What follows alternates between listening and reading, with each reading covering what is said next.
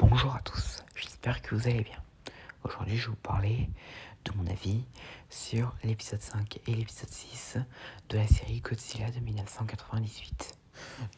D'abord, commençons avec l'épisode 5. Nick et son équipe suivent Godzilla qui est attiré par quelque chose d'étrange. Tout d'un coup, Zilla Junior est nourri de poissons par des personnes inconnues. Mais soudain, des lumières de projecteur l'aveuglent et se fait attaquer par des espèces de mouches mécaniques géantes. Zilla Junior réussit sans trop de mal à détruire ces mouches mécaniques. Et d'un coup, le hit est interrogé par une voix venant d'un autre bateau. Et donc Nick lui demande c'est qui leur parle. Et cette personne se révèle être un ancien collègue de Nick à l'université nommé Cameron Winter. Et il révèle que c'était lui qui a le contrôle sur ces mouches mécaniques qui se nomment les cybermouches et qui voulait utiliser Zilla Junior comme sujet de test.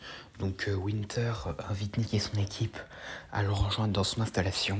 Au passage, il faut savoir que Winter est le patron d'une société nommée le Solstice Technologies, donc une espèce d'organisation à la pointe de la technologie. Si vous voulez, c'est un peu Apex version Godzilla 1998. Il leur fait visiter ses installations. Et entre-temps, Marianne décide de s'infiltrer par effraction dans l'installation pendant que les autres sont avec Winter. Mais cette dernière se fait prendre par des chiens de garde. Mais cependant, Winter, qui a été alerté, arrête les chiens et révèle qu'il leur a mis une espèce de puce dans leurs oreilles, nommée le neurostimulateur, qui permet de contrôler celui qu'il a dans l'oreille. Et donc ensuite, Zilla Junior attaque l'installation, mais est calmé par Nick. Et il découvre que Winter a tenté d'implanter un neurostimulateur à Zilla Junior. Nick, fou de colère, quitte la base avec son équipe.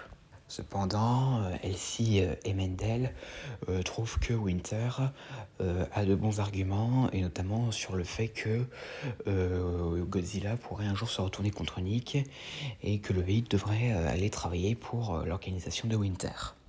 Et à la base, pendant une rencontre, un espèce de professeur de Randy, et on découvre que Randy s'était fait virer de son université.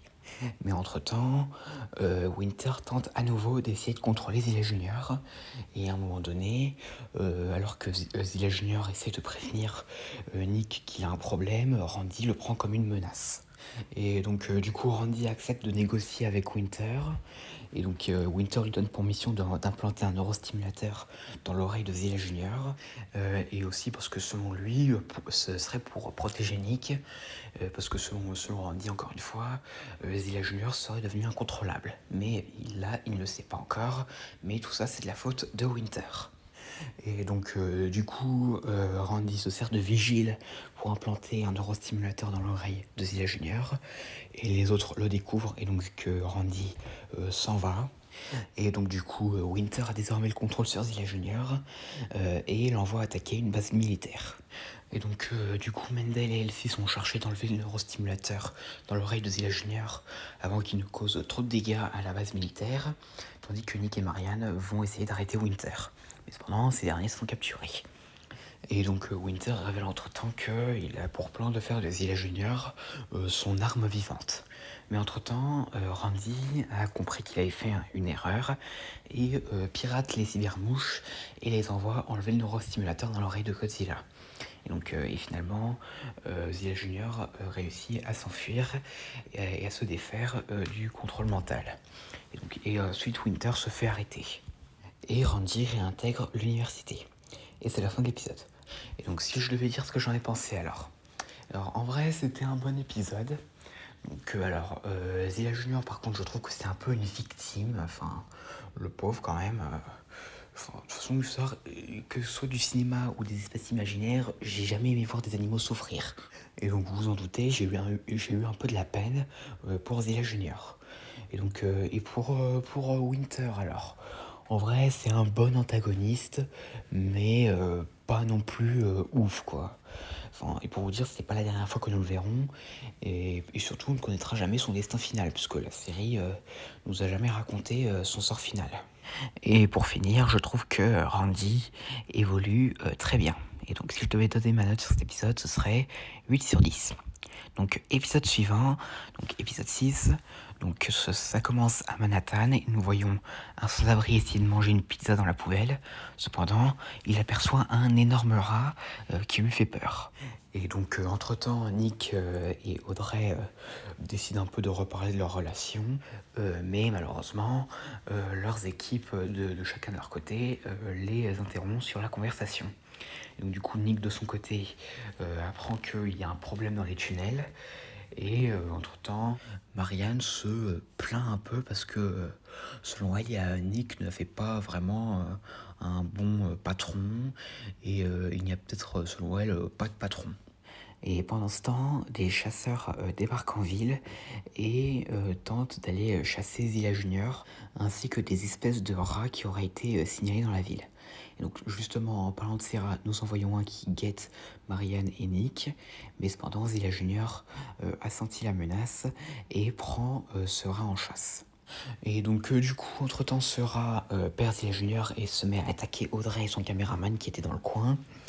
Mais cependant, les 3 chasseurs arrivent et tentent de tuer le rat avec des lance-roquettes, ce qui devrait être au passage interdit à Manhattan. Mais après, Zilla Junior arrive et sauve Audrey et son caméraman. Et entre-temps, les braconniers tentent de lui tirer dessus, mais à la place, ils détruisent une voiture. Là, l'assurance, voilà quoi. Et donc, et du coup, le maire de la ville se plaint un petit peu que Zilla Junior et le rat provoquent des dégâts partout dans Manhattan. Même surtout qu'il se plaint un peu déjà d'avoir dû reconstruire la ville lors de l'attaque du père de Zilla Junior. Et donc du coup, voilà quoi. Et donc du coup, le hit décide d'agir et de chasser le rat. Et entre-temps, ils sont rejoints par Audrey et son caméraman qui ont décidé aussi de chasser le rat. Et donc du coup, ils suivent le rat dans les tunnels et tombent sur les chasseurs. Mais cependant, alors qu'ils discutent, plusieurs rats arrivent.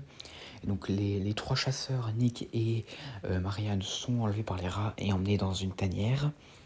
Et pendant ce temps, Zilla Junior continue de se battre contre les rats à la surface. Et donc du coup, Nick, Marianne et les chasseurs réussissent à s'échapper. Et donc, et entre-temps, l'armée commence un peu à s'attaquer à Zilla Junior et aux rats. Mais finalement, Zilla Junior, qui a senti le danger de son père adoptif, arrive pour le sauver. Et donc du coup, il attaque tous les rats et il réussit à les noyer en creusant un tunnel le relier à la mer. Et donc, une fois de retour à la surface, Nick et Audrey essaient d'avoir un moment entre eux, mais encore une fois, leur travail il reprend le dessus. Et donc, et entre-temps, les 3 chasseurs sont arrêtés pour avoir fait des dégâts à la ville en essayant de tuer Zilla Junior. Et donc, et c'est la fin de l'épisode. Donc, alors, si je devais dire ce que j'en ai pensé. Donc, déjà, les rats, alors, ils sont moches, d'accord, mais je les trouve quand même sympas. Pour les autres personnages humains, alors je trouve que Audrey évolue un peu plus que dans le film, ce que je trouve est un peu mieux que dans le film. Et donc, alors, pour les chasseurs, donc les nouveaux personnages, en vrai, ça va, mais bon, quand même. Et surtout que, à quel moment ils se trimballent des lance-roquettes en plein Manhattan normalement, ça devrait être interdit, ça. Et pour Zilla Junior, en vrai, son rôle est assez correct, hein. Et d'ailleurs, cet épisode m'a fait beaucoup penser au combat entre Godzilla et les Mutos dans le Godzilla 2014. Et à part ça, voilà. Donc, si je devais donner ma note sur cet épisode, ce serait la même que l'épisode précédent, donc 8 sur 10. Et donc voilà, j'espère que cette vidéo vous aura plu, n'hésitez pas à me dire ça dans les commentaires, et à la prochaine.